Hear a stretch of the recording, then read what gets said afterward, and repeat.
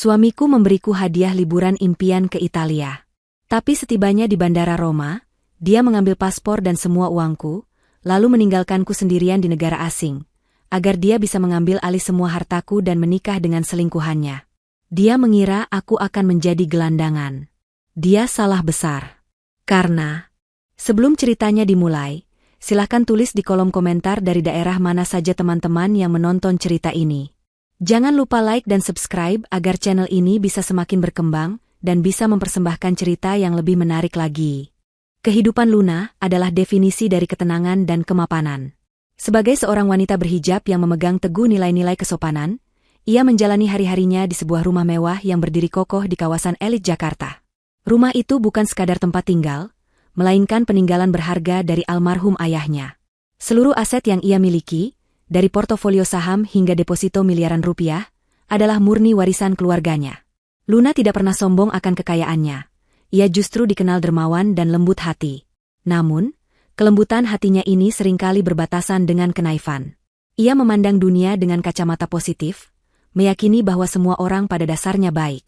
Dan di pusat dunianya, berdiri seorang pria yang ia puja melebihi apapun, Andika, suaminya.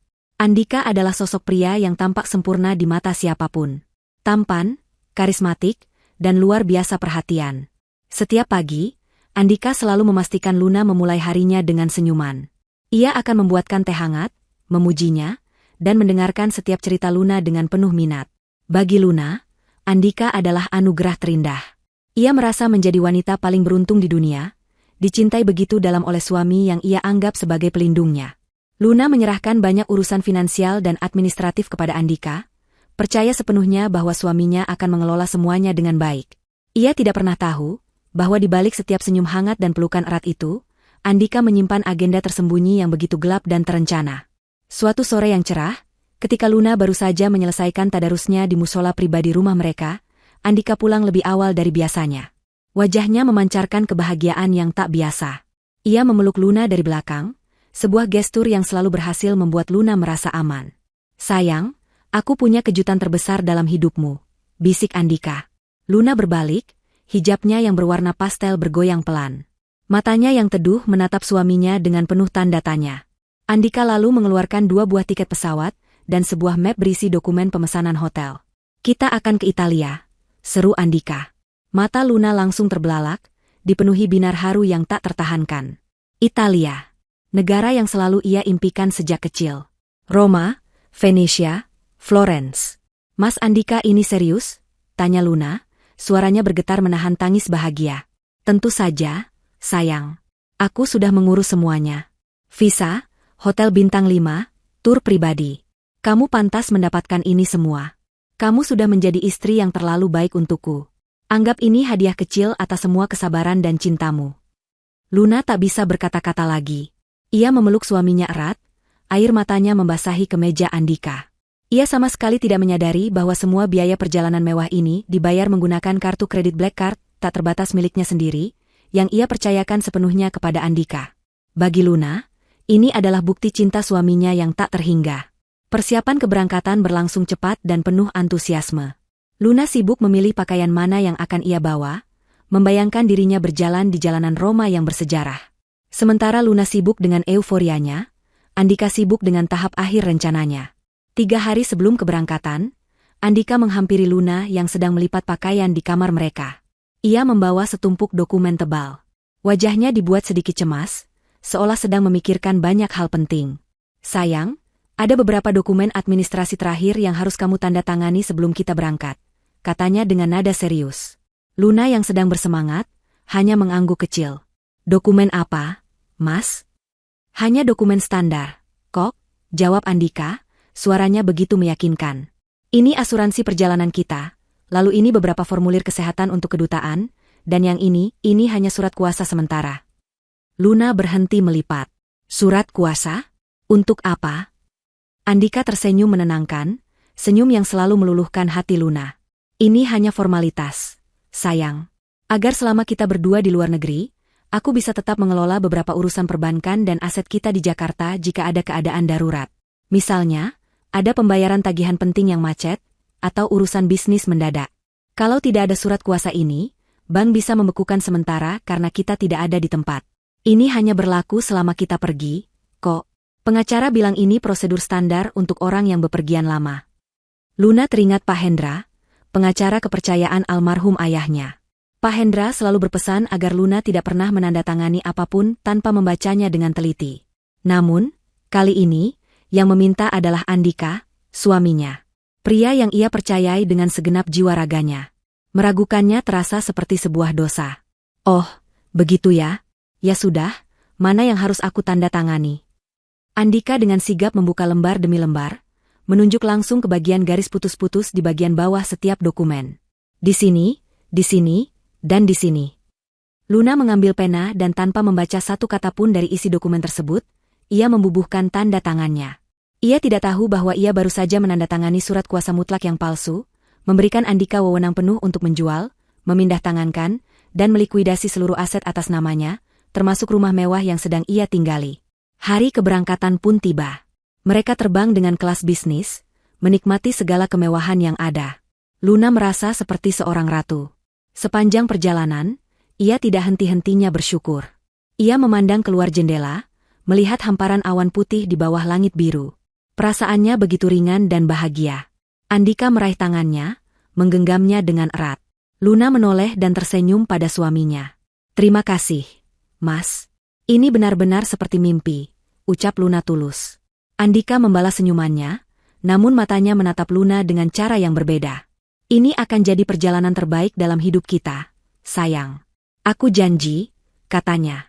Luna bersandar di bahu Andika, menutup matanya dengan damai. Jika saja ia melihat lebih teliti, ia akan menyadari tatapan mata Andika saat itu. Tatapan yang datar, dingin, dan penuh perhitungan. Sebuah tatapan predator yang sedang mengunci mangsanya, tepat sebelum ia menerkam. Pesawat mendarat mulus di Bandara Internasional Fiumicino, Roma. Udara Italia yang hangat, meski sedikit lembab, menyambut mereka begitu pintu pesawat terbuka. Luna merasakan gelombang antusiasme yang luar biasa. Jantungnya berdebar kencang. Akhirnya, ia menginjakkan kaki di negara impiannya. Ia menggandeng lengan Andika dengan erat saat mereka berjalan menyusuri koridor bandara yang panjang. Suara pengumuman dalam bahasa Italia yang tidak ia mengerti, keramaian orang yang berlalu lalang dengan berbagai bahasa, dan papan-papan penunjuk arah yang asing, semua itu membuatnya sedikit pusing sekaligus terpesona. Ia merasa kecil, namun aman karena Andika ada di sampingnya. Ia sepenuhnya bergantung pada suaminya yang tampak begitu tenang dan menguasai situasi. Mereka melewati imigrasi tanpa masalah. Andika yang memegang kedua paspor mereka, berbicara dengan petugas menggunakan bahasa Inggris yang fasih. Luna hanya tersenyum sopan di sampingnya. Setelah itu, mereka menuju pengambilan bagasi. 2 koper besar berwarna hitam dan 1 koper tambahan berisi keperluan pribadi Luna muncul di ban berjalan. Andika dengan sigap mengambil semuanya dan meletakkannya di troli. "Baik, semua sudah lengkap. Sekarang kita cari taksi ke hotel," kata Andika. Luna mengangguk, matanya masih sibuk mengamati sekeliling lobi kedatangan yang riuh rendah. Ia begitu polos, begitu tenggelam dalam kebahagiaannya sendiri, sehingga ia tidak menyadari sinyal-sinyal bahaya yang mulai tampak. Andika mendorong troli menuju pintu keluar. Namun, tepat sebelum mereka mencapai pintu otomatis, ia berhenti mendadak di area yang agak ramai. Ia menoleh ke arah Luna dengan ekspresi yang dibuat seolah baru teringat sesuatu. "Aduh, sayang, aku lupa. Kita butuh SIM card lokal biar bisa internetan dan komunikasi. Aku juga kebelet mau ke toilet dari tadi di pesawat," katanya. Luna menatapnya. "Oh, iya, Mas. Mau aku temani?" Andika menggeleng cepat. "Tidak usah. Kamu tunggu di sini saja sama koper-koper ini. Biar aku cepat. Toilet dan kios SIM card sepertinya ada di sebelah sana," ujarnya sambil menunjuk ke arah keramaian di sisi lain lobi. Luna mengangguk patuh. "Baiklah, Mas. Aku tunggu di sini." Saat Andika hendak berbalik, ia berhenti lagi. "Oh iya, sayang," katanya dengan nada penuh perhatian. "Di sini katanya rawan sekali copet. Lobi bandara seperti ini target utama mereka. Kamu sendirian menjaga 3 koper besar. Bagaimana kalau tas selempang kecilmu itu kamu masukkan saja ke tas ranselku? Biar lebih aman. Di dalam tas kecilmu itu ada dompet, ponsel, dan paspormu, kan? Bahaya sekali kalau sampai hilang." Apa yang dikatakan Andika terdengar sangat masuk akal bagi Luna. Ia memang merasa sedikit kewalahan harus menjaga 3 koper besar sendirian di tengah keramaian. Tanpa berpikir panjang, Luna melepaskan tas selempang kecilnya, tas yang berisi seluruh identitas dan daya hidupnya. Paspor, dompet berisi kartu kredit dan sejumlah uang tunai, serta ponselnya. Ia menyerahkan tas itu kepada Andika. Andika segera memasukkannya ke dalam ransel besar yang ia gendong. Bagus. Begini lebih aman. Aku pergi sebentar ya. Jangan kemana-mana, kata Andika. Ia mengecup kening Luna sekilas, lalu berbalik dan berjalan cepat, menghilang di antara kerumunan orang. 5 menit berlalu. Luna menunggu dengan sabar. Ia memandangi orang-orang yang baru tiba, membayangkan cerita di balik setiap wajah. 10 menit. Ia mulai merasa sedikit gelisah. Ia membetulkan letak hijabnya yang terasa sedikit miring. 15 menit. Kios SIM card dan toilet seharusnya tidak selama itu. Luna mulai mengedarkan pandangannya ke arah yang tadi ditunjuk Andika. Tidak ada tanda-tanda suaminya akan kembali. 20 menit. Jantungnya mulai berdebar sedikit lebih cepat. Ia mencoba meyakinkan dirinya sendiri bahwa mungkin antreannya sangat panjang. 30 menit. Kaki Luna mulai terasa pegal. Rasa antusiasmenya berganti menjadi cemas. Ia kini berdiri kaku di samping tumpukan koper, merasa seperti pajangan yang aneh. 45 menit. Kecemasan itu berubah menjadi bibit kepanikan. Kemana Andika? Apa dia tersesat? Apa terjadi sesuatu padanya? Luna ingin bergerak mencarinya, tapi ia tidak bisa meninggalkan 3 koper besar itu begitu saja. Ia juga tidak punya ponsel untuk menghubunginya. Ia tidak punya apa-apa. 1 jam. Luna sudah diambang tangis. Orang-orang di sekitarnya silih berganti, tetapi ia tetap di sana, mematung seperti tiang. Ia menyadari sesuatu yang mengerikan. Ia sendirian. Benar-benar sendirian di negara asing. Tanpa uang sepeser pun. Tanpa dokumen identitas apapun. Tanpa ponsel. Dan yang paling menakutkan, ia tidak bisa berbicara satu patah kata pun dalam bahasa Italia. Ia bahkan tidak tahu nama hotel tempat mereka seharusnya menginap, karena Andika yang mengurus semuanya. 2 orang petugas keamanan bandara, polisia, yang sedari tadi mengamatinya dari kejauhan, akhirnya menghampirinya. Mereka melihat seorang wanita berhijab yang tampak kebingungan, berdiri terlalu lama di samping tumpukan bagasi. Signora, sapa salah satu petugas. Luna terkejut. Ia menatap mereka dengan mata yang sudah berkaca-kaca. Miss Cusi, parla inglese? Do you speak English? Tanya petugas itu dengan aksen kental. Luna mengangguk cepat. Suami saya, my husband. Dia pergi ke toilet 1 jam lalu dan belum kembali, jelas Luna dengan suara bergetar. Petugas itu saling berpandangan. Signora, bisa kami lihat dokumen Anda? Paspor? Tanya petugas kedua. Dan disinilah kenyataan pahit itu menghantam Luna. Saya tidak punya, bisik Luna. Paspor saya, ada di suami saya. Wajah kedua petugas itu langsung berubah serius. Seorang wanita tanpa dokumen di bandara internasional adalah masalah besar. Anda harus ikut kami ke kantor keamanan, kata petugas pertama dengan tegas. Tangan Luna menjadi dingin sedingin es. Tangisnya pecah. Tidak, tolong suami saya. Ia mencoba melawan saat petugas itu mulai memegang lengannya dengan sopan namun tegas. Saat itulah, dalam keputusasaan-nya, mata Luna menangkap sebuah pemandangan di kejauhan. Di seberang lobi, di dekat area keberangkatan domestik, ia melihat sosok yang sangat ia kenali. Andika. Suaminya ada di sana. Dia tidak tersesat. Dia tidak celaka. Jantung Luna serasa berhenti berdetak. Andika tidak sendirian. Ia sedang memeluk mesra seorang wanita lain. Wanita itu cantik, tidak berhijab, dan pakaiannya sangat modis. Luna mengenali wanita itu. Lucy. Seorang wanita yang pernah dikenalkan Andika sebagai sepupu jauh, atau rekan kerja, di sebuah acara perusahaan. Keduanya tampak begitu bahagia. Mereka tertawa bersama sambil menarik koper kabin masing-masing. Mereka jelas tidak terlihat seperti orang yang sedang terpisah atau panik. Mereka terlihat seperti pasangan yang akan memulai liburan romantis. Luna melihat mereka berjalan santai menuju gerbang keberangkatan dengan papan penunjuk bertuliskan, Venezia, Venice. Andika bahkan tidak menoleh ke belakang sedikit pun. Dia tidak menoleh ke arah istrinya, yang kini sedang digiring oleh petugas keamanan, ditelantarkan ribuan mil dari rumah, tanpa apapun selain pakaian yang melekat di badannya. Dunia Luna runtuh dalam hitungan detik. Pemandangan Andika yang memeluk Lucy, tertawa tanpa beban saat berjalan menuju penerbangan ke Venesia, adalah bilah pisau yang merobek sisa-sisa kepercayaan dan cinta di hatinya. Itu bukan kecelakaan. Itu bukan salah paham. Itu adalah sebuah rencana yang dieksekusi dengan sempurna. Suaminya, pria yang ia anggap sebagai pelindungnya, adalah arsitek dari kehancurannya. Rasa dingin yang menusuk menjalari tubuhnya, jauh lebih dingin daripada lantai marmer bandara. Para petugas keamanan yang memegang lengannya kini terasa seperti satu-satunya pegangannya pada kenyataan. Air matanya sudah kering, digantikan oleh tatapan kosong yang menakutkan. Ia tidak melawan saat digiring ke sebuah ruangan kecil di dalam kantor keamanan bandara. Ruangan itu steril dan berbau disinfektan. Seorang petugas yang lebih senior duduk di hadapannya, menatapnya dengan tatapan campuran antara curiga dan iba. "Signora," katanya dalam bahasa Inggris yang kaku. "Anda tidak memiliki paspor. Anda tidak memiliki identitas. Ini masalah yang sangat serius di Italia. Kami tidak bisa membiarkan Anda pergi begitu saja." Luna menelan ludah, tenggorokannya terasa kering seperti gurun. Saya adalah warga negara Indonesia. Suami saya membawa paspor saya. Dia meninggalkan saya." Petugas itu menghela napas. Mereka sudah sering mendengar cerita seperti ini. Perselisihan domestik, pasangan yang bertengkar dan salah satunya kabur membawa dokumen. "Kami akan mencoba menghubungi suami Anda di Venesia," Anda bilang, tanyanya.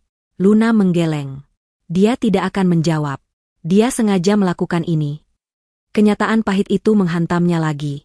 Andika merencanakan ini. Dia ingin Luna ditahan. Dia ingin Luna dideportasi, atau lebih buruk lagi, menghilang tanpa jejak di negara asing. Berjam-jam Luna duduk di ruangan itu. Rasa lapar, lelah, dan jet lag bercampur aduk dengan rasa putus asa yang pekat. Setiap menit terasa seperti 1 jam. Ia sendirian. Tidak ada yang ia kenal di benua ini. Tidak ada yang bisa ia hubungi. Semua nomor kontak teman-temannya ada di ponsel yang kini dibawa Andika. Ia mencoba mengingat-ingat. Nomor ponsel ibunya? Ia tidak hafal. Nomor sahabatnya? Juga tidak. Otaknya buntu. Lalu, seperti sebuah cahaya di kegelapan terdalam, sebuah ingatan muncul. Nomor telepon kantor. Nomor telepon yang tidak pernah berubah sejak ia kecil. Nomor yang selalu diingat almarhum ayahnya. Nomor kantor Pak Hendra.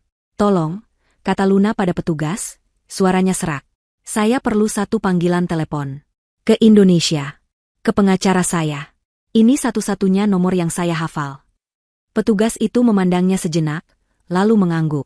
Mungkin melihat keputusasaan murni di mata Luna, ia akhirnya luluh. "1 panggilan. Ke kedutaan besar Anda. Minta mereka yang menyambungkan. Itu prosedurnya." Petugas itu membawanya ke telepon di meja lain. Luna menghubungi operator KBRI Roma, suaranya bergetar hebat. Ia menyebutkan nomor yang ia hafal di luar kepala. Jantungnya berdebar kencang saat mendengar nada sambung. Di Jakarta, saat itu sudah lewat tengah malam.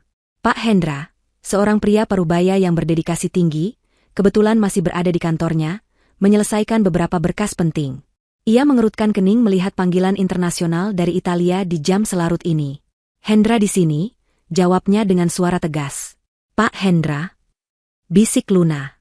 Tangisnya pecah seketika, semua ketegaran yang ia coba bangun runtuh. "Pak Hendra, ini Luna, tolong saya." Pak Hendra langsung menegakkan duduknya.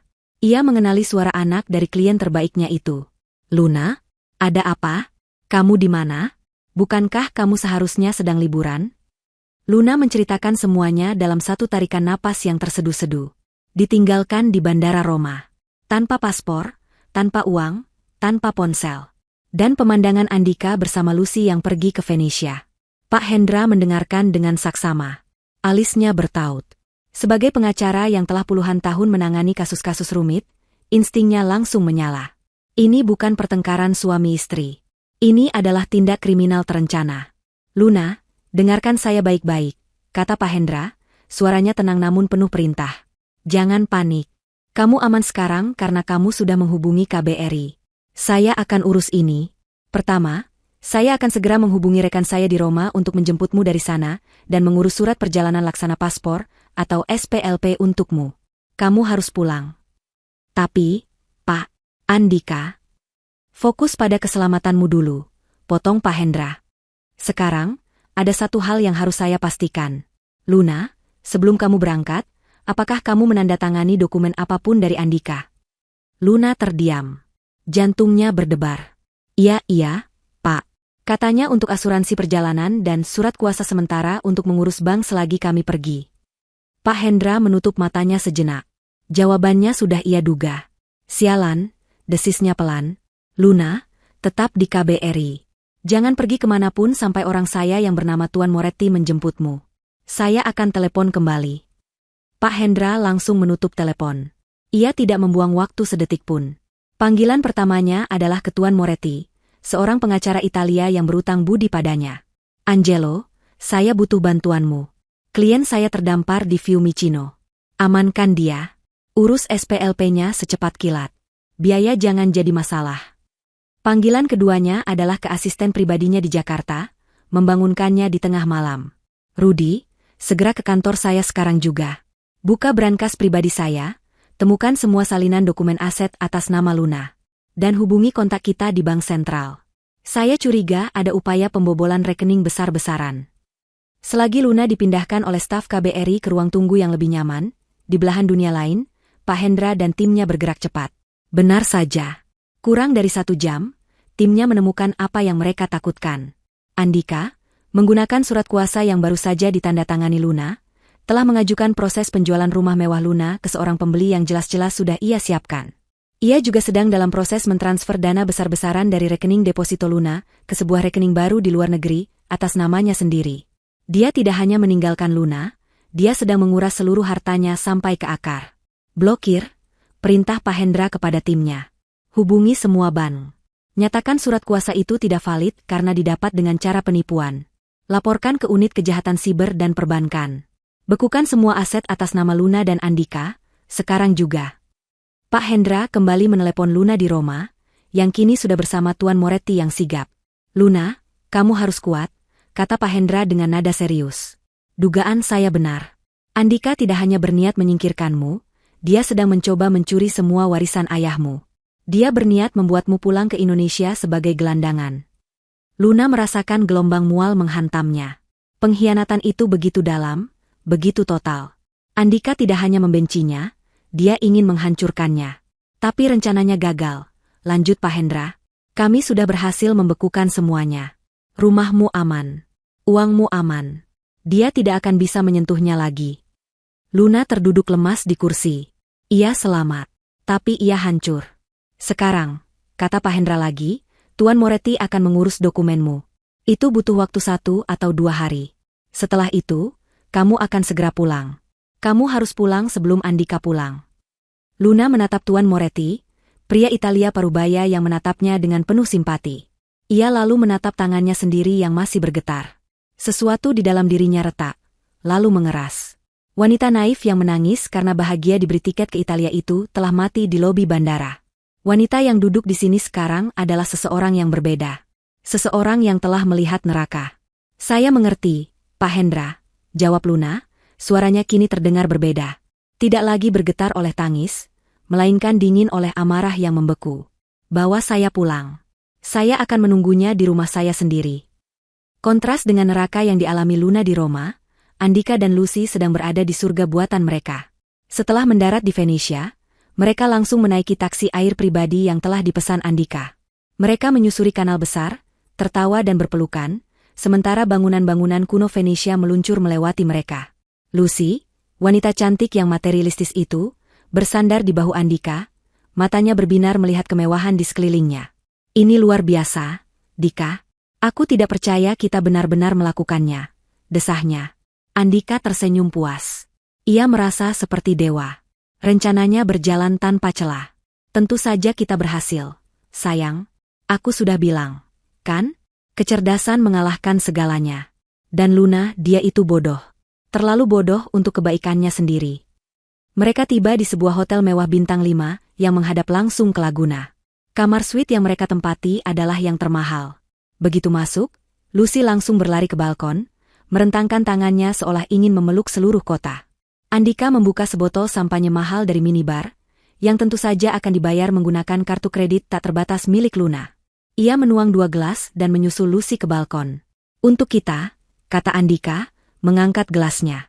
Gelas mereka beradu. Untuk kita, balas Lucy. Dan untuk akhir dari si wanita berhijab yang membosankan itu. Aku tidak sabar menyingkirkannya selamanya. Apa yang akan terjadi padanya sekarang? Tanya Lucy, sambil menyesap sampanye. Dia sendirian di Roma. Tanpa apa-apa. Menurutmu apa yang akan dia lakukan? Andika tertawa remeh. Apa yang bisa dia lakukan? Paling-paling dia akan menangis di bandara. Lalu dia akan ditahan petugas. Dia tidak bisa bahasa Italia. Dia tidak punya siapa-siapa. Dia akan dideportasi sebagai imigran gelap, atau berakhir di panti sosial. Itu akan memakan waktu berminggu-minggu, mungkin berbulan-bulan. Lucy tersenyum. Dan selama itu, lanjut Andika, memotong ucapan Lucy dengan seringai licik, aku akan memainkan peranku sebagai suami yang berduka. Aku akan pura-pura menelepon KBRI, melapor dia hilang. Aku akan menangis. Sementara itu, di Jakarta, surat kuasa yang dia tanda tangani itu sedang bekerja. Pengacaraku sedang dalam proses menjual rumahnya. Semua uangnya sedang kupindahkan ke rekening rahasiaku di Swiss. Saat kita pulang 3 hari lagi, semuanya sudah selesai. Kita akan jadi miliarder. Lucy memeluknya erat. Kamu benar-benar jenius. Sayang, aku mencintaimu. Aku juga mencintaimu, balas Andika. Tapi matanya menatap ke cakrawala Venesia. Pikirannya sudah melayang pada tumpukan uang. Cinta tidak ada hubungannya dengan ini. Ini adalah bisnis. Lucy hanyalah bonus. Piala yang lebih cantik untuk dipajang daripada Luna yang kuno. Mereka menghabiskan 2 hari berikutnya dalam kemewahan absolut. Mereka berbelanja gila-gilaan di butik-butik desainer. Lucy membeli tas, sepatu, dan perhiasan yang harganya bisa untuk membeli mobil. Andika membeli beberapa jam tangan mewah. Setiap kali kartu kredit Luna bergesekan dan transaksi disetujui, rasa kemenangan Andika semakin membuncah. Dia merasa tak terkalahkan. Dia adalah penguasa alam semesta. Pada malam kedua, mereka makan malam di restoran paling eksklusif di Venesia, di sebuah meja yang menghadap langsung ke jembatan Rialto yang bermandikan cahaya. Ini adalah puncak perayaan mereka. Sambil menunggu hidangan penutup, Andika mengeluarkan laptopnya. Ada satu hadiah lagi untukmu, sayang, katanya pada Lucy. Matanya berbinar. Aku akan menyelesaikan pembelian apartemen mewah di Jakarta atas namamu. Hadiah kecil untuk merayakan awal hidup baru kita. Andika dengan percaya diri masuk ke portal perbankannya. Ia sudah menyiapkan transfer dana besar dari rekening utama Luna untuk melunasi pembelian itu. Ia mengisi semua detailnya, tersenyum pada Lucy, lalu menekan tombol konfirmasi transfer. 1 detik. 2 detik. Roda pemrosesan berputar di layar. Lalu, sebuah kotak merah muncul. Transaksi ditolak, dana tidak mencukupi atau rekening dibekukan. Senyum di wajah Andika membeku. Apa ini? Gumamnya. Tidak mungkin tidak cukup. Uangnya ada miliaran di sana. Dia mencoba lagi. Ditolak. Tangannya mulai sedikit gemetar. Dia mencoba membuka rekening deposito Luna yang lain. Akses ditolak. Rekening ini telah dibekukan atas permintaan pemilik. Keringat dingin mulai mengalir di pelipis Andika. Jantungnya serasa jatuh ke lambung. Dika? Ada apa? Tanya Lucy, melihat perubahan drastis di wajah kekasihnya. Andika tidak menjawab. Dengan panik, ia meraih dompetnya dan mengeluarkan kartu kredit Black Card Luna. Dia memanggil pelayan. Bisa tolong bawakan tagihannya sekarang? Cepat. Pelayan itu datang dengan mesin EDC. Andika menyerahkan kartu itu. Pelayan menggeseknya. Kartu ditolak. Maaf, Tuan. Kartunya ditolak. Apa Anda punya kartu lain? Wajah Andika pucat pasi. Lucy menutup mulutnya tak percaya. Sialan. Andika menggebrak meja, membuat pengunjung lain menoleh. Dia berhasil. Entah bagaimana caranya, wanita bodoh itu berhasil. Lucy ikut panik. Berhasil apa? Apa maksudmu? Dia pasti berhasil menghubungi seseorang. Pengacara tua bangka itu. Pak Hendra, dia pasti membekukan semuanya. Teriak Andika, tidak lagi peduli pada tatapan orang. Liburan romantis itu seketika berubah menjadi mimpi buruk. Mereka tidak punya uang lagi. Semua kartu atas nama Luna sudah diblokir. Mereka terdampar di Venesia. Kita harus pulang, kata Andika, suaranya bergetar karena marah dan panik. Kita harus segera kembali ke Jakarta. Sekarang. Mereka bergegas keluar restoran, setelah Andika terpaksa menggunakan sisa uang tunai darurat yang ia bawa untuk membayar tagihan. Mereka kembali ke hotel, mengemasi barang-barang belanjaan mewah mereka dengan kasar. Tawa dan kemesraan hilang, digantikan oleh saling menyalahkan. Ini semua salahmu. Kenapa kamu tidak mengambil ponselnya lebih cepat? Bentak Lucy. Diam kamu, balas Andika. Pikirkan cara kita pulang. Mereka berhasil membeli tiket pesawat termurah untuk penerbangan paling awal ke Jakarta, menggunakan sisa-sisa uang tunai terakhir mereka. Di dalam pesawat, Andika duduk membisu, menatap keluar jendela. Dia bukan lagi raja yang tak terkalahkan. Dia adalah seorang kriminal yang rencananya baru saja gagal total. Tapi ini belum berakhir. Kemarahan kini menggantikan kepanikannya. Tunggu saja, Luna, desisnya pada kegelapan di luar jendela.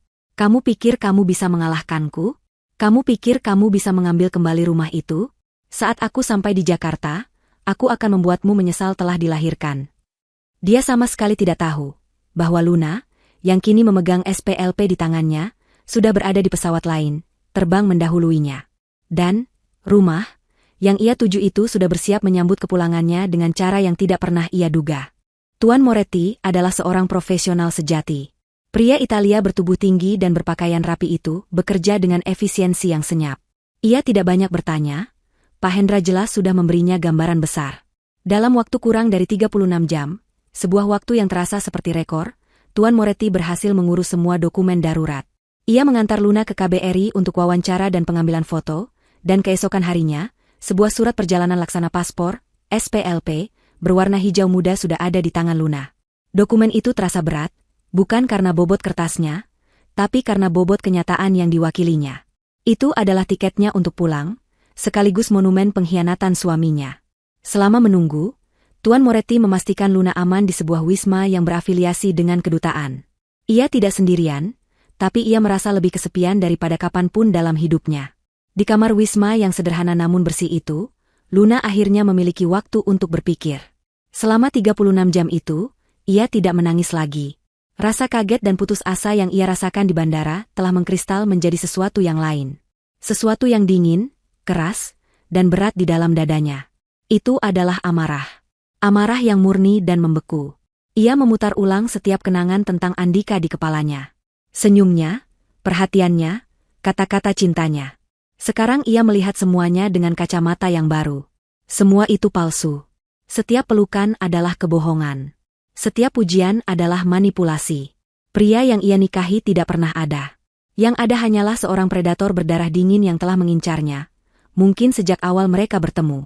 Ia teringat saat Andika pertama kali dikenalkan padanya oleh seorang rekan bisnis almarhum ayahnya. Andika begitu mempesona, begitu sopan.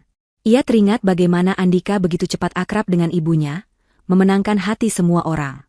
Ia teringat bagaimana Andika menatapnya dengan penuh puja, membuatnya merasa seperti satu-satunya wanita di dunia. Semua itu adalah akting.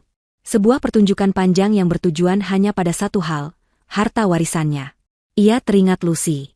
Wanita yang diperkenalkan sebagai sepupu jauh dalam sebuah makan malam. Luna ingat ia merasa sedikit cemburu saat itu, melihat cara Andika tertawa lepas bersama Lucy. Tapi Andika menenangkannya. Dia sudah seperti adikku sendiri. Sayang, jangan konyol. Adik, kebohongan itu sekarang terasa begitu kotor di benaknya. Pengkhianatan itu bukan hanya soal uang. Itu soal harga diri.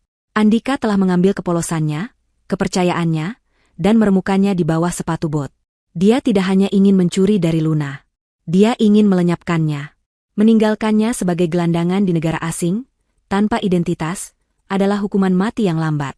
Dia ingin Luna menghilang agar dia bisa dengan bebas berpesta di atas reruntuhan hidupnya. Pikiran itu membuat rahang Luna mengeras. Tidak. Dia tidak akan membiarkan itu terjadi. Dia tidak akan memberi Andika kepuasan melihatnya hancur. Wanita naif yang terbang ke Italia dengan mimpi telah mati di Bandara Fiumicino. Yang akan pulang adalah seorang wanita yang datang untuk mengambil kembali apa yang menjadi haknya. Pak Hendra meneleponnya lagi melalui resepsionis Wisma. Luna, tiketmu sudah siap. Penerbangannya besok pagi. Ini bukan penerbangan langsung, kata Pak Hendra. Andika dan wanita itu, kami melacak mereka. Mereka baru saja memesan penerbangan panik kembali ke Jakarta. Sepertinya mereka sadar rekeningnya sudah diblokir. Penerbangan mereka akan transit di Singapura dan mendarat lusa sore. Luna mencengkeram gagang telepon. Penerbangan saya?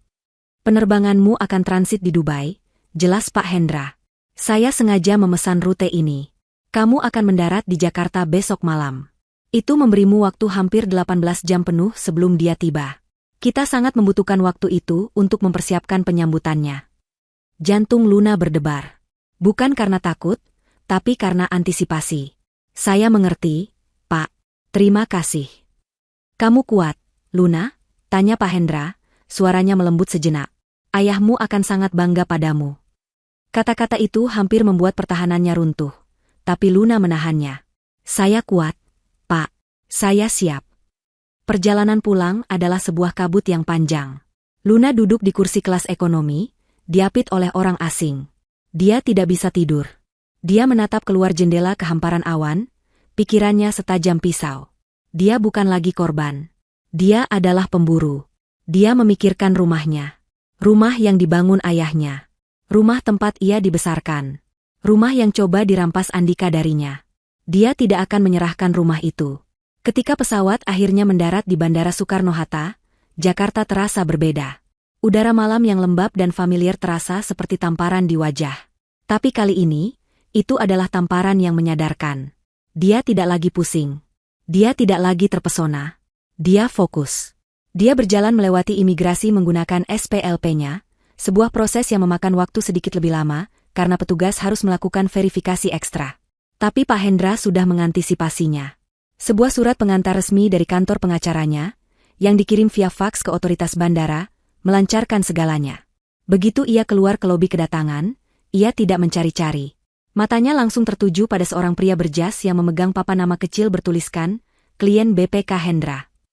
Pria itu, asisten Pak Hendra, tidak berkata banyak. Dia hanya mengangguk hormat, mengambil koper kabin kecil yang dipinjamkan Tuan Moretti, dan membimbing Luna ke sebuah mobil sedan hitam yang menunggu di area penjemputan premium. Tidak ada yang menjemputnya selain orang suruhan itu. Tidak ada pelukan. Tidak ada tangis. Hanya kesunyian yang efisien. Di dalam mobil, ia hanya menatap keluar jendela. Jalanan Jakarta di waktu malam, yang dulu terasa menenangkan, kini tampak seperti medan perang. Langsung ke kediaman Anda, Ibu Luna? Tanya sopir itu. Luna memejamkan matanya sejenak, mengumpulkan seluruh kekuatannya.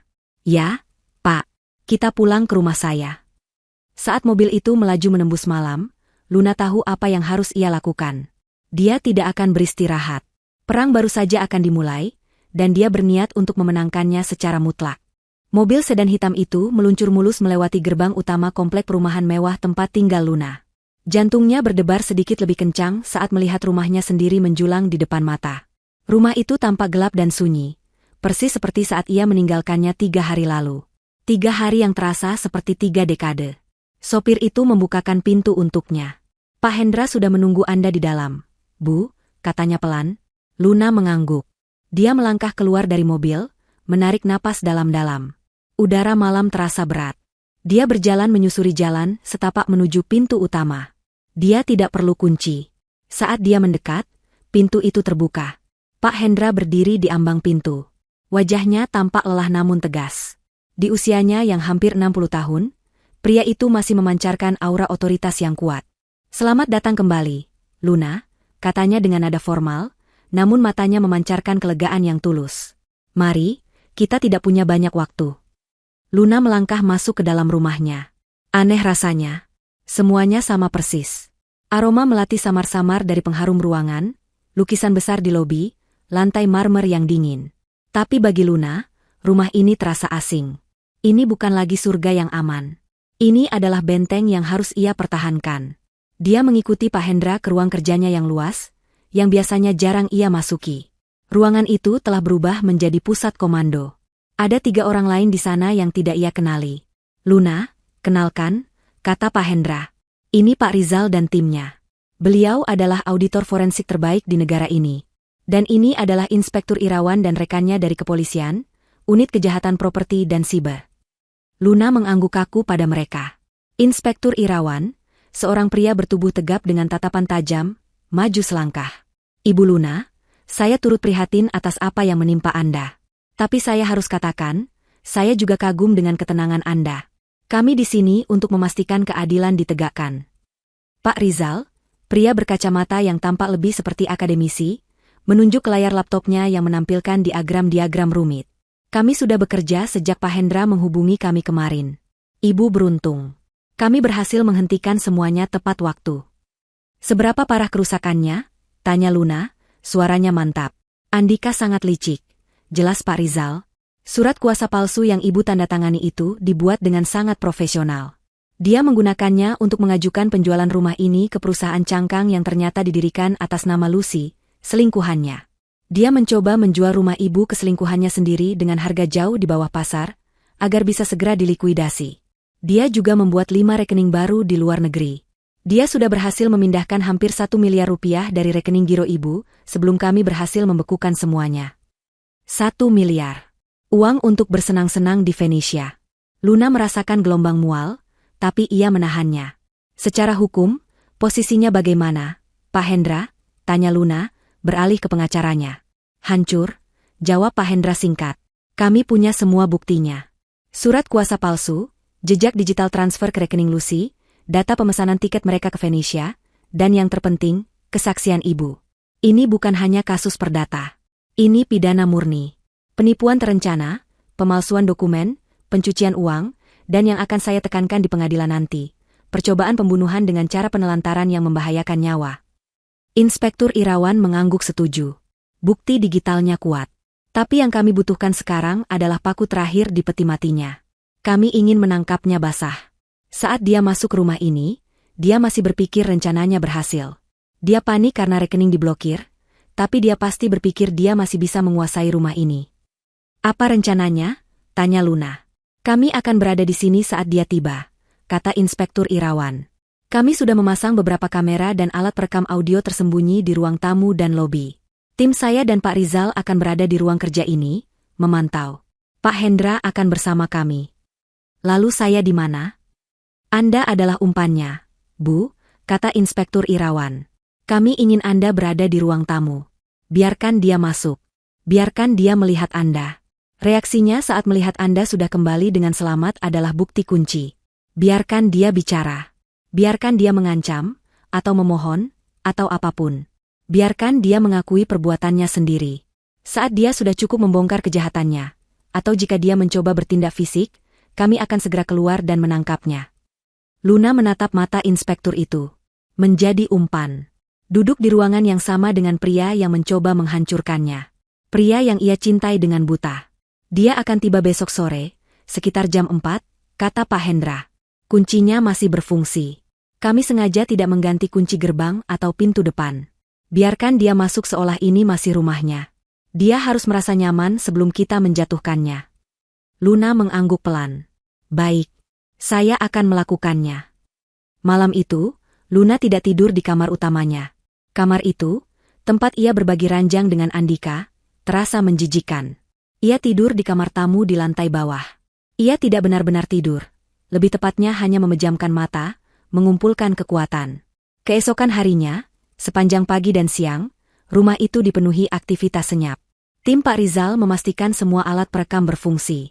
Tim Inspektur Irawan memeriksa semua jalur keluar masuk. Luna sendiri menghabiskan waktu di musola kecilnya. Dia tidak berdoa untuk memohon keajaiban. Dia berdoa untuk memohon kekuatan. Kekuatan untuk menghadapi iblis yang pernah ia sebut sebagai suami. Pukul 3 sore, semua persiapan selesai. Pak Hendra, Pak Rizal, dan 2 petugas polisi sudah bersembunyi di ruang kerja. Semua pintu ditutup. Rumah itu kembali sunyi. Luna berjalan ke kamar mandi. Ia mandi, berwudu, lalu berganti pakaian. Ia tidak memakai daster atau pakaian rumah yang biasa ia kenakan saat menunggu Andika pulang kerja. Ia memilih kaftan sutra terbaiknya, berwarna biru tua yang elegan. Ia memakai hijabnya dengan rapi. Ia memoles sedikit riasan tipis, hanya agar tidak terlihat pucat. Ia ingin Andika melihatnya bukan sebagai korban yang menangis, tapi sebagai ratu yang sedang duduk di singgasananya. Dia berjalan ke ruang tamu. Dia menyalakan satu lampu baca di sudut, membiarkan sisa ruangan dalam cahaya temaram sore hari. Dia menyeduh secangkir teh kamomil hangat, uapnya mengepul pelan. Dia duduk di sofa tunggalnya yang paling mahal. Sofa yang menghadap langsung ke pintu masuk utama. Tangannya tidak bergetar saat ia mengangkat cangkir teh itu. Dia tenang. Sedingin es. Dia adalah pemilik sah rumah ini.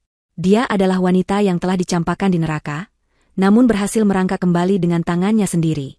Dia menunggu. Tepat pukul 4:15 sore, dia mendengarnya. Suara taksi berhenti di luar gerbang. Suara gerbang yang didorong terbuka. Langkah kaki yang tergesa-gesa dan penuh amarah di jalan setapak. Lalu, suara kunci dimasukkan ke lubang pintu depan.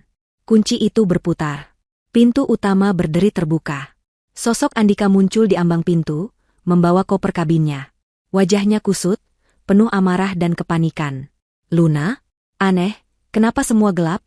teriaknya ke dalam rumah yang sunyi, mengira rumah itu kosong. Penerbangan dari Venesia ke Jakarta adalah neraka terpanjang yang pernah Andika alami. Dia dan Lucy duduk berdesakan di kursi kelas ekonomi yang sempit. Kemewahan kelas bisnis yang mereka nikmati saat berangkat terasa seperti kenangan yang mengejek. Mereka berdua nyaris tidak berbicara.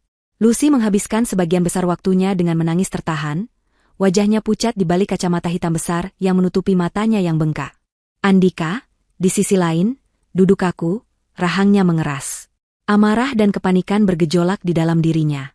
Setiap jam yang berlalu, otaknya berputar, mencoba mencari tahu apa yang salah. Bagaimana bisa Luna, wanita lembut dan penurut itu, bergerak begitu cepat? Dia pasti sudah menghubungi Pak Hendra. Pengacara tua itu pasti telah meracuni pikiran Luna dan membekukan asetnya. Saat pesawat mendarat di Soekarno-Hatta, Andika menarik Lucy berdiri dengan kasar. "Dengar," desisnya. "Jangan tunjukkan wajah panikmu. Ikuti saja aku." Mereka mengambil koper kabin mereka, yang terasa jauh lebih berat sekarang, penuh dengan barang-barang mewah yang kini tidak ada harganya. Mereka berjalan cepat melewati imigrasi. Andika memesan taksi online. Di dalam taksi, suasana begitu tegang. Lucy akhirnya angkat bicara. "Dika, apa yang akan kita lakukan? Uang kita habis. Kartu-kartu itu." "Diam," bentak Andika. Sopir taksi itu melirik mereka dari kaca spion. Andika menurunkan suaranya. "Dengar, Lucy, ini belum berakhir. Pengacara itu mungkin membekukan rekening, tapi rumah itu masih atas namaku. Surat kuasa itu sah. Aku akan mengurusnya." Keyakinan itu ia ucapkan lebih untuk menenangkan dirinya sendiri daripada Lucy. Dia tahu hukum. Surat kuasa itu, begitu digugat, akan menjadi masalah besar. Tapi dia masih punya satu kartu truf, rumah itu. Dia masih memegang kuncinya. Dia akan masuk ke sana, mengambil dokumen asli kepemilikan rumah yang ia tahu disimpan Luna di brankas ruang kerja, dan mengusir siapapun yang ada di sana. Luna mungkin sudah pulang, tapi dia pasti sedang menangis di rumah ibunya atau di kantor Pak Hendra. Dia tidak mungkin ada di rumah. Setibanya di depan gerbang komplek, Andika membayar taksi dengan sisa uang tunai terakhirnya. Dia menoleh ke Lucy. "Tunggu di sini. Jangan keluar dari taksi. Aku akan masuk untuk memeriksa situasi. Aku akan bereskan ini. Mungkin perlu sedikit kekerasan untuk mengusir orang-orang Pak Hendra. Setelah aman, aku akan memanggilmu." Lucy mengangguk ketakutan. Andika melangkah keluar. Dia menarik koper kabinnya, langkahnya cepat dan penuh amarah. Adrenalin memompa jantungnya. Dia tiba di depan gerbang rumahnya yang megah. Dia mendorongnya. Tidak dikunci. Dia tersenyum sinis. Bodoh. Mereka bahkan tidak mengunci gerbang. Dia berjalan menyusuri jalan setapak. Dia tiba di pintu utama yang besar dan terbuat dari kayu jati. Dia merogoh sakunya, mengeluarkan anak kuncinya. Jantungnya berdebar. Inilah momen penentuannya. Dia memasukkan kunci itu ke lubang. Kunci itu berputar dengan lancar. Klik. Pintu terbuka. Dia tersenyum lega. Kuncinya masih berfungsi. Dia masih memegang kendali. Dia mendorong pintu itu hingga terbuka. Di dalamnya gelap gulita. Hanya cahaya sore yang remang-remang yang masuk dari jendela. Keheningan menyambutnya. Dia menyeret kopernya masuk. "Luna?" teriaknya ke dalam rumah yang sunyi. Suaranya menggema. Tidak ada jawaban. "Aneh, kenapa semua gelap?" gumamnya. Dia mengira setidaknya akan ada penjaga keamanan yang disewa Pak Hendra. Dia berjalan ke lobi, tangannya meraba-raba dinding mencari saklar lampu. Dia menemukannya. Jari-jarinya menekan saklar itu. Klik. Lampu gantung kristal di ruang tamu menyala seketika, menerangi seluruh ruangan dalam cahaya yang benderang. Jantung Andika serasa berhenti berdetak. Seluruh darah di wajahnya seolah surut. Di sana, di sofa tunggal yang menghadap langsung ke arahnya, duduk Luna. Dia tidak menangis. Dia tidak terlihat ketakutan. Dia mengenakan kaftan sutra biru tua yang elegan, hijabnya tertata rapi. Di tangannya ada secangkir teh yang uapnya masih mengepul tipis. Dia menatap Andika dengan senyum yang tenang. Senyum yang paling mengerikan yang pernah Andika lihat. Koper kabin di tangan Andika terlepas, jatuh ke lantai marmer dengan suara keras. Tidak. Bisiknya, suaranya tercekat. Dia terhuyung mundur selangkah. Matanya terbelalak ngeri. Ini tidak mungkin. Ini halusinasi. Ini pasti efek dari kelelahan.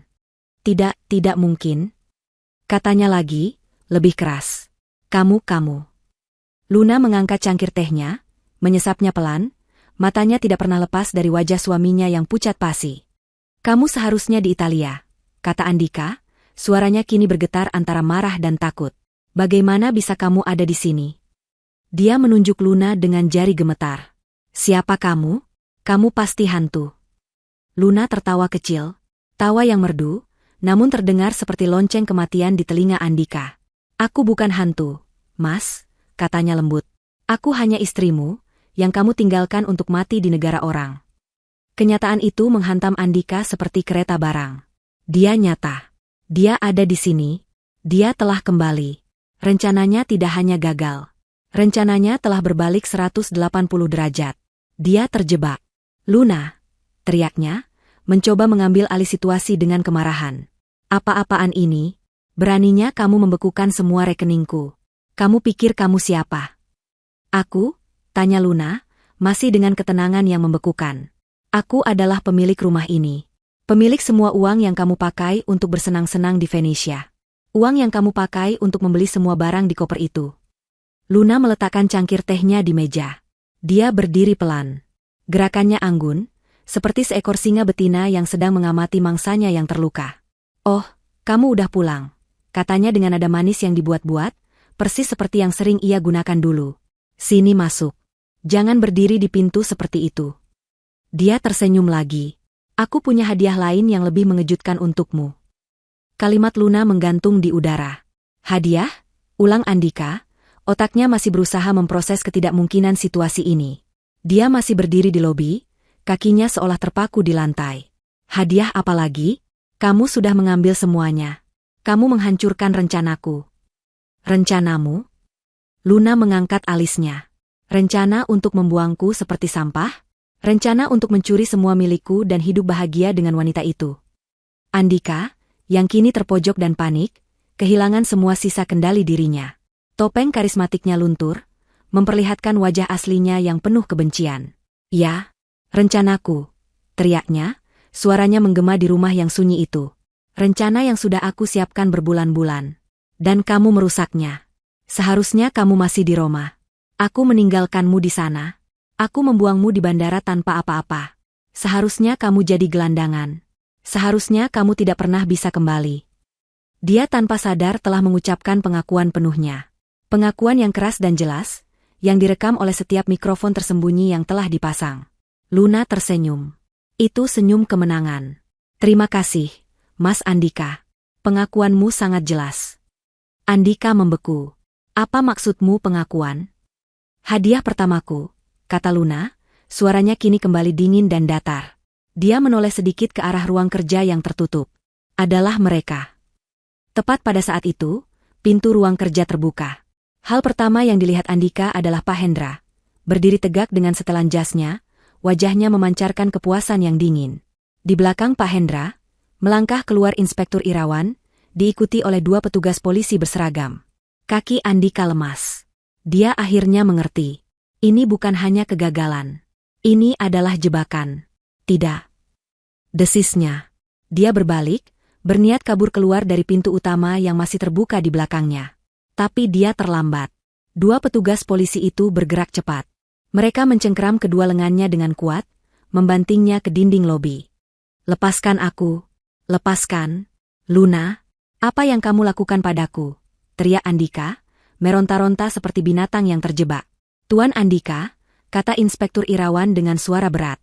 Anda ditahan atas tuduhan penipuan terencana, pemalsuan dokumen, pencurian aset, pencucian uang, dan penelantaran yang membahayakan nyawa istri Anda.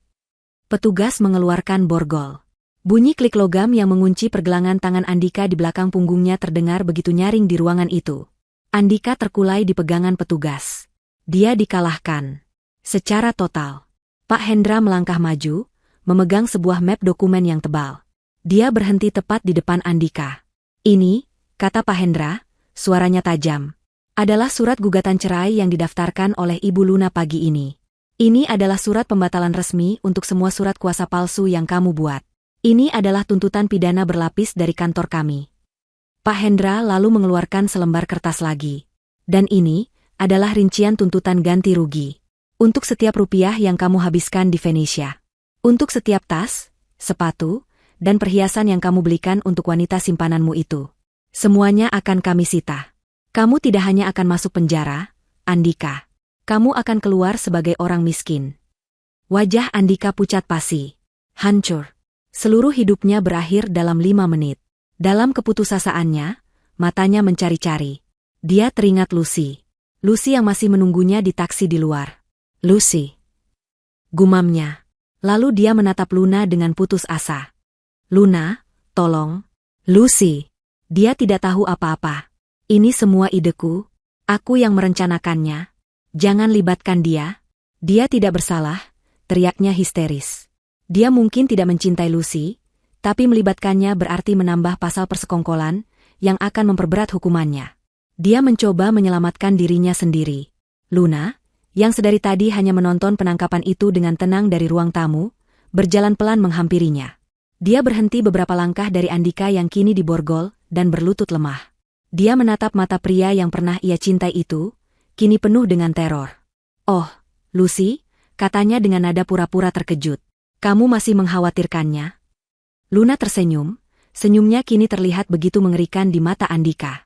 Tentu saja aku tidak melupakannya. Dia menunjuk ke arah jendela besar di ruang tamu yang menghadap ke jalanan depan. Coba kamu lihat keluar. Hadiah keduaku ada di luar sana. Coba lihat baik-baik. Andika, yang masih dicekal erat oleh 2 petugas polisi, dipaksa untuk menoleh. Inspektur Irawan memberi isyarat, dan salah satu petugas sedikit menggeser tubuh Andika agar ia memiliki pandangan yang jelas keluar jendela ruang tamu. Jendela besar itu memperlihatkan pemandangan jalan di depan gerbang rumah dengan sangat jelas. Taksi yang tadi membawa Andika dan Lucy masih terparkir di sana. Mesinnya menyala. Namun, Lucy tidak lagi duduk dengan tenang di dalam. Pintu penumpang belakang terbuka lebar. Lucy sedang ditarik paksa keluar dari taksi oleh 2 orang polisi wanita. Sebuah mobil patroli polisi yang lain, yang sedari tadi terparkir senyap di ujung jalan tanpa menyalakan lampu, kini telah menyalakan lampu rotator birunya, memandikan jalanan itu dengan cahaya yang menakutkan. Lucy benar-benar histeris. Berbeda dengan Andika yang membeku karena syok, Lucy meledak dalam teriakan dan tangisan panik. Kacamata hitamnya terlepas, memperlihatkan riasan matanya yang luntur berantakan. Lepaskan saya. Saya tidak tahu apa-apa. Lepas, teriaknya. Sopir taksi berdiri di samping kendaraannya dengan wajah pucat dan bingung, tampaknya sedang menjelaskan kepada petugas lain bahwa ia belum dibayar. Saat Lucy diseret menjauh dari taksi, matanya yang panik itu menangkap bayangan di jendela rumah. Dia melihat Andika, berdiri di dalam rumah, diborgol, dan sedang menatapnya. Momen itu menghancurkan sisa-sisa kesetiaan atau cinta yang mungkin ia miliki.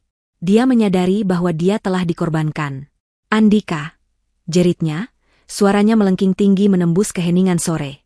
Kamu bilang rencananya aman. Kamu bilang dia tidak akan bisa kembali. Kamu menjebakku. Ini semua idemu. Aku tidak mau masuk penjara. Kamu penipu. Kamu bilang kamu mencintaiku. Pengakuan Lucy, yang penuh amarah dan ketakutan itu, mengkonfirmasi keterlibatannya secara penuh sebagai kaki tangan. Dia bukan korban, dia adalah konspirator.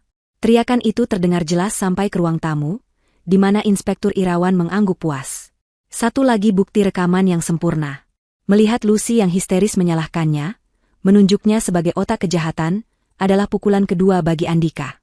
Dia telah kehilangan hartanya, dan sekarang dia kehilangan satu-satunya sekutunya. Dia tidak punya siapa-siapa lagi. Seluruh dunianya, yang ia bangun di atas kebohongan, telah runtuh menimpanya. Dia terkulai dalam cengkraman petugas, tubuhnya gemetar hebat. Dia kini hanyalah seorang pria kalah yang menyedihkan. Dia memejamkan matanya, tidak sanggup lagi melihat pemandangan di luar. Dia tidak sanggup lagi melihat wajah Luna. Dia hanya ingin semua ini berakhir.